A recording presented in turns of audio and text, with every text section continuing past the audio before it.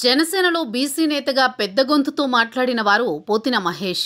ఆయన ఉమ్మడి కృష్ణా జిల్లాకు చెందిన బీసీ నాయకుడు. జనసేనకు అతిపెద్ద బలంగా ఉండేవారు. అయితే ఆయనకు విజయవాడ పశ్చిమ నియోజకవర్గ టికెట్ ఇవ్వలేదని ఆగ్రహించి అలిగి మరీ పార్టీకి దూరమయ్యారు. అంతేకాదు వైసీపీలో చేరిపోయారు. అయితే వైసీపీ ఎన్నికల్లో ఘోర ఓటమి పాలు కావడంతో పోతిన మహేష్ రాజకీయంగా కూడా అయోమయంలో పడింది అని చర్చ సాగింది. అయితే మొదట్లో కొంత సౌండ్ చేసినా ఆ తర్వాత ఆయన సైలెంట్ అయిపోయారు. ఆయనకు వైసీపీలో సరైన ప్రాధాన్యత దక్కలేదని కూడా ప్రచారం సాగింది.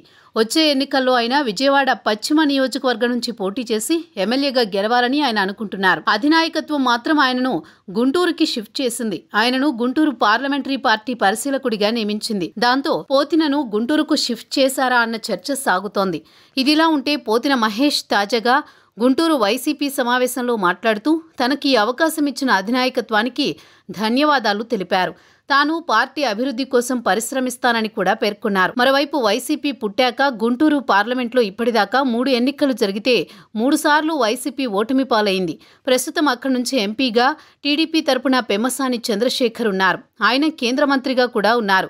బలమైన నాయకుడిగా ఎస్టాబ్లిష్ అయ్యారు కూడా. ఇక ఆయనతో ఢీకొట్టే నేత వైసీపీలో ఎవరూ కనిపించడం లేదని అంటున్నారు. ఈ నేపథ్యంలో విజయవాడ పశ్చిమ నుంచి పోతిన మహేష్ ని తీసుకొచ్చింది గుంటూరులో ఆయన రాజకీయాన్ని పెంచడానికే అని ఒక టాక్ నడుస్తోంది. బీసీలు కూడా ఎక్కువగా ఉన్న గుంటూరు పార్లమెంటు పరిధిలో నోరున్నా పేరున్నా బలమైన బీసీ నేతగా పోతిన మహేష్ కనిపిస్తున్నారు. ఆయనకు వచ్చే ఎన్నికల్లో ఎంపీ సీటు ఇస్తారని ప్రచారం సాగుతోంది. అందుకోసమే ఆయనను రప్పించారని అంటున్నారు. వైసీపీలో బీసీ నేతలు కూడా కూటమి వైపు జారిపోయిన క్రమంలో యువనేతగా ఉన్న పోతిన మహేష్ సేవలను వాడుకోవాలని పార్టీ ఈ విధంగా చూస్తోందని అంటున్నారు. మరి విజయవాడ పశ్చిమ మీద మనసు పెట్టుకున్న మహేష్ పార్టీ ఆదేశానుసారం గుంటూరు జిల్లాలో పనిచేస్తారు. కానీ ఎంపీగా పోటీ అంటే చాలా పెద్ద వ్యవహారమని అంటున్నారు. మొత్తానికైతే మహేష్ సేవలను వాడుకోవాలని వైసీపీ నిర్ణయించిందని అంటున్నారు.